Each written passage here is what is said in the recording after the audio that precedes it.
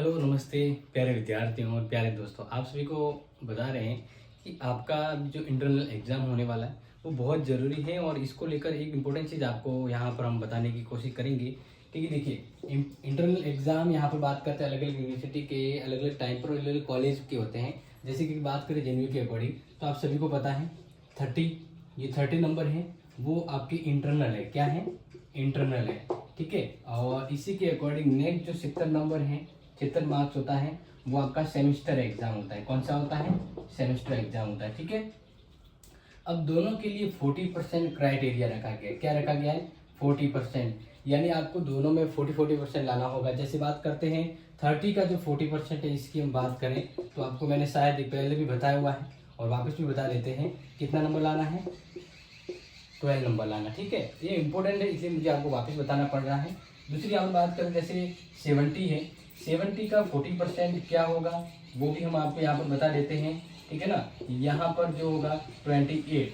अब देखो ये दोनों वापस प्लस करते हैं, ये दोनों वापस प्लस करते हैं तो आपको पता है कि 12 + 28 कितने हो गए?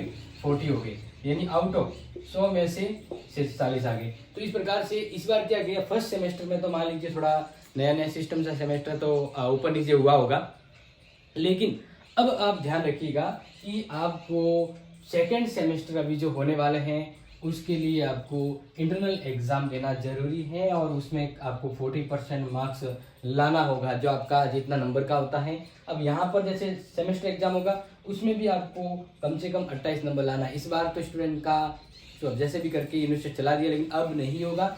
और इसके अलावा मैं आपको जो बात कह रहा हूँ वो नोट करिए।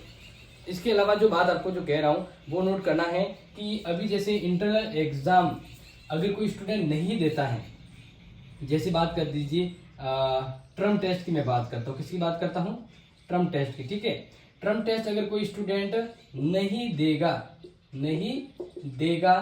या फिर इंटरनल एग्जाम में प्रेजेंट नहीं है, इंटरनल एग्जाम जो है उसमें प्रेजेंट नहीं है या वो नहीं दे रहा है, तो ध्यान रखना अगर ये वो काम नहीं करेगा तो उसका सेमेस्टर फॉर्म ओपन नहीं होगा, यानी सेमेस्टर वाला एग्जाम फॉर्म है वो नहीं भर पाएगा सेकंड सेमेस्टर का। ठीक है, तो ये बहुत ही इंपॉर्टेंट अपडेट के रूप में यूनिवर्सिटी ने भी जारी किया, इसलिए मैं वापस बता रहा हूँ कि आपको टर्म टेस्ट देना जरूरी है और इस बार दोनों में अलग अलग 40% आपको लाना होगा तभी आप क्वालिफाई हैं। ठीक है, और बात करते हैं जैसे जेएनयू के अकॉर्डिंग, तो जेएनयू में ध्यान रखना, जेएनयू के अंदर जैसे अभी सेकंड सेमेस्टर की बात कर रहे हैं स्टूडेंट, तो सेकंड सेमेस्टर में पहले भी बताए हैं कि आपकी जो इंग्लिश है जनरल इंग्लिश, ठीक है, कौन सी जनरल पीछे लिख देता हूँ, जनरल इंग्लिश। ठीक है ना, तो ये कंपलसरी सब्जेक्ट के रूप में है किनके? ये है बीए वालों के। किनके? बीए वालों के। अब बात करते हैं सेकेंड सेमेस्टर के अकॉर्डिंग, यहाँ पर हिंदी जो है, हिंदी अनिवार्य जो सामान्य हम यहाँ पर लिख देते हैं, यानी हिंदी जनरल ऐसे लिख देता हूँ। ठीक है, थोड़ा पीछे आ गया, कोई बात नहीं। यहाँ पर देख लीजिएगा ये है बीएससी, तो बीएससी वालों के लिए ये रहेगा। अब यहाँ पर एक चीज और कही गई है कि ये अनिवार्य जो विषय हैं, ये दोनों क्या है? अनिवार्य विषय हैं, कंपलसरी। ठीक है ना, तो कंपलसरी विषय में पास होना जरूरी है,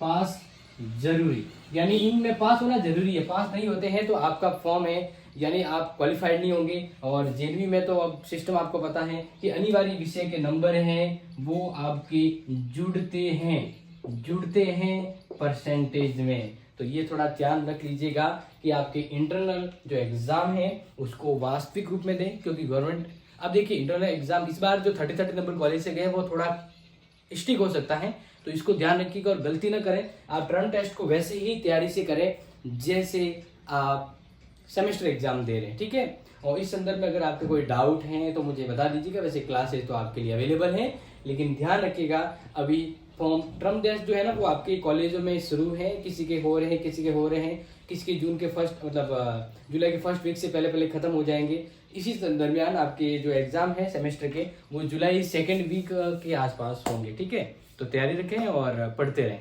थैंक यू।